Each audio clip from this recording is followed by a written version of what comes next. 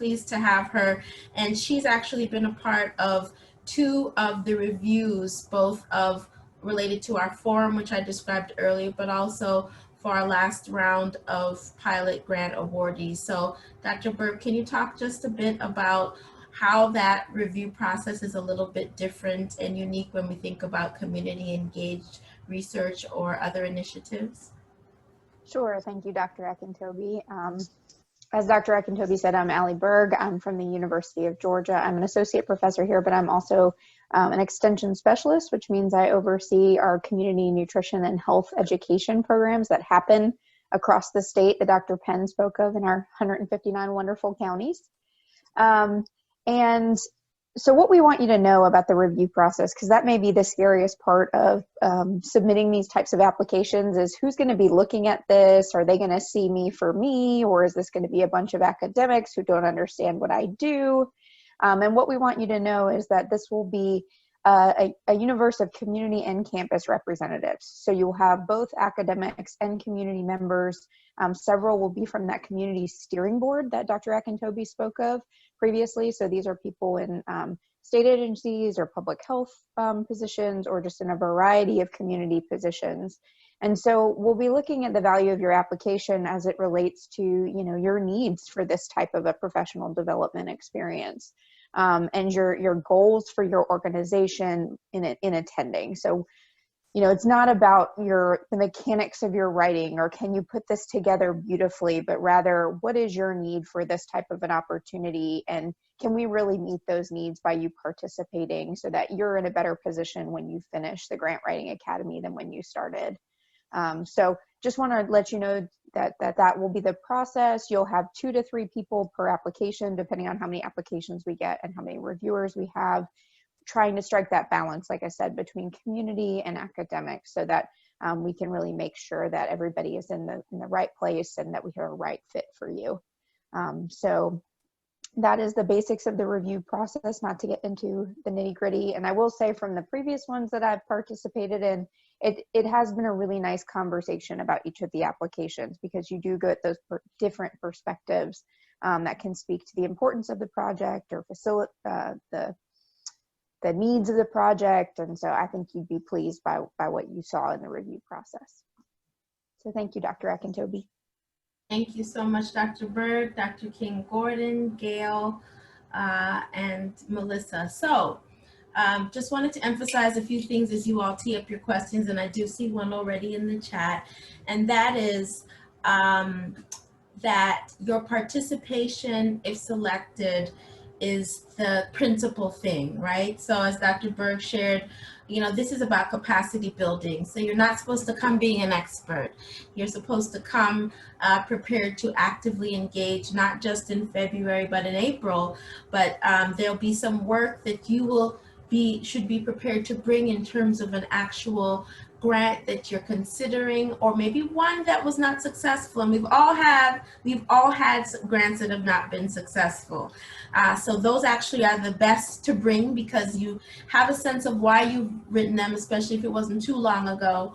And then you can bring that as kind of a conversation piece towards the skills that you will gain. And then in between, you will be expected to refine and develop some of the processes based on what you've learned.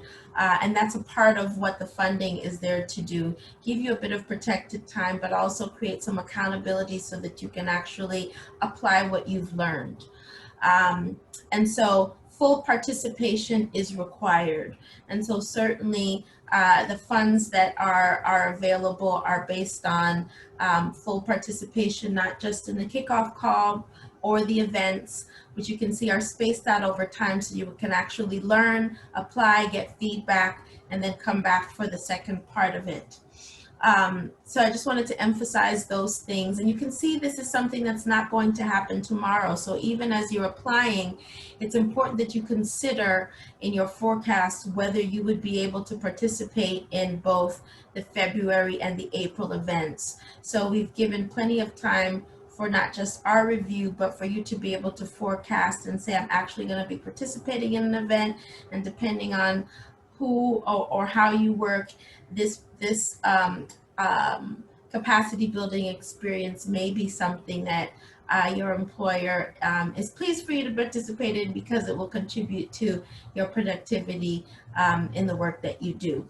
So I'm going to stop there. I'm going to entertain the first question, and then those of you who would like to can certainly unmute yourself and ask any questions that you have or make any comments. So the first question that came through the chat, can applicants be Georgia corporations that have not received their 501c3 designation? No. Applicants must have a 501c3 status and or an LLC status and be registered with that at the time of the application. So we'll certainly look for the evidence of both of those things. And Dr. King Gordon shared it a bit earlier, but the intent of that budget being no more than $300,000 is because we know that there are 501c3s and LLCs that have much higher budgets, and so the degree to which they have the resources to be able to pay for and get this type of training is very different. So we're intentionally prioritizing organizations that may have more need and really benefit more from this experience. So please, we'll keep the chat, we'll keep looking at the chat, but you can certainly unmute yourself and we can have a conversation now.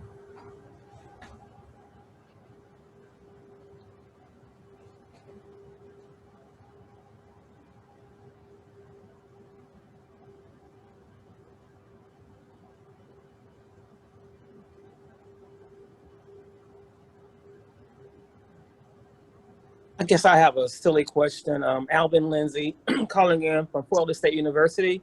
I actually manage our outreach programs, and on that coalition, which is our platform, there are several organizations who certainly need this capacity building opportunity to better serve the community, in particular the area of community engagement. Most of them are primarily on that primary level, not secondary or tertiary, where you get more into the research, but much more the community engagement, information dissemination type of actual role, to say the least. So I suppose the question is the next step for them, for those who do have their 501c3s, who would really be, have a great advantage in being a part of this process. Will you guys be submitting an RFP, a request for proposals?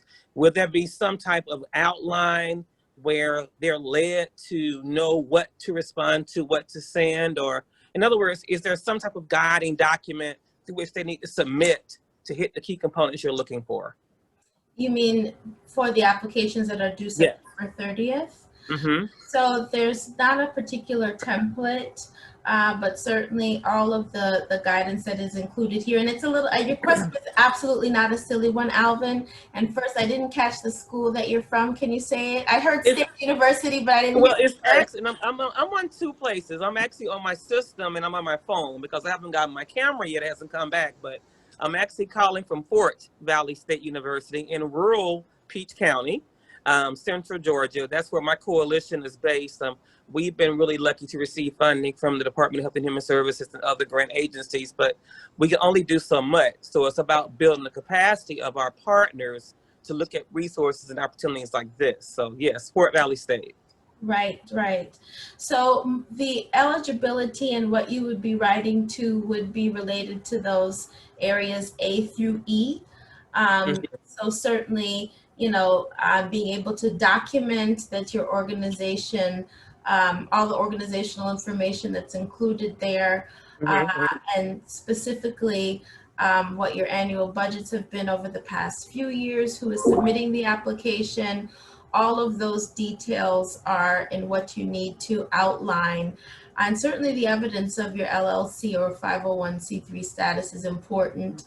And Dr. King Gordon did talk a bit about the people who would be the two contacts from the organization. Those should be identified in the application so that it is clear that both of them will be fully able to engage. And that's really important. And just a bit of background about that.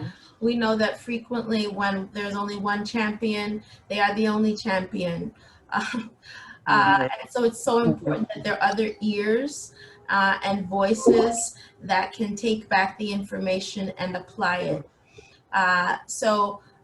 This proposal is a bit different because it's actually not a grant application. It's an application that says that you're committed, but also that demonstrates some evidence of your organization. So I hope that that is helpful.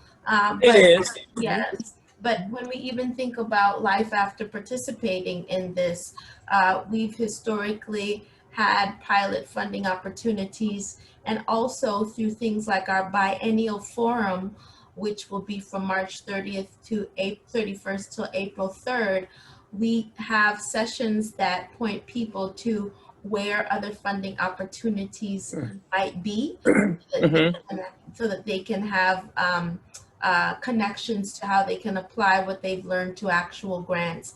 And we've had a few in the past who participated in the Grant Writing Academy and subsequently gotten funding.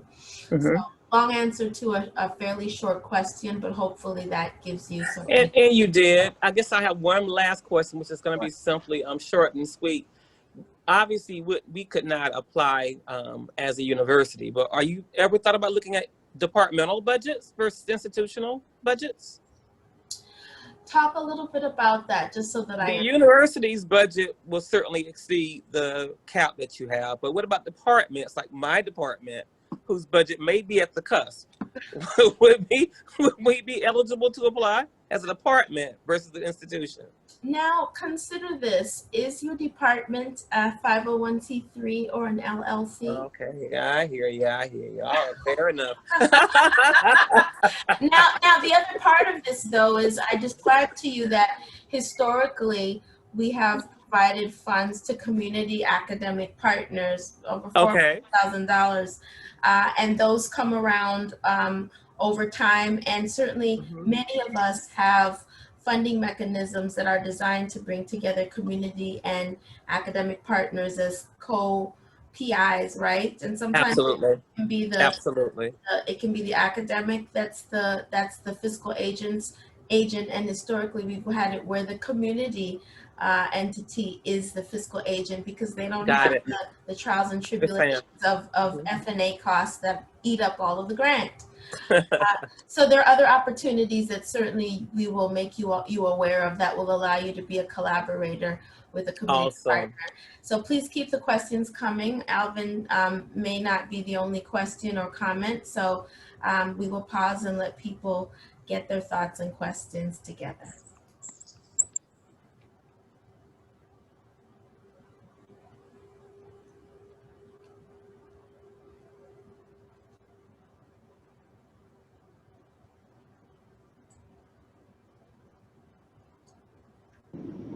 Hi, can you hear me? Yes, we can hear you. Okay. My name is Lisa Pace. I'm in my car, and I've been listening to you on a drive back from Atlanta.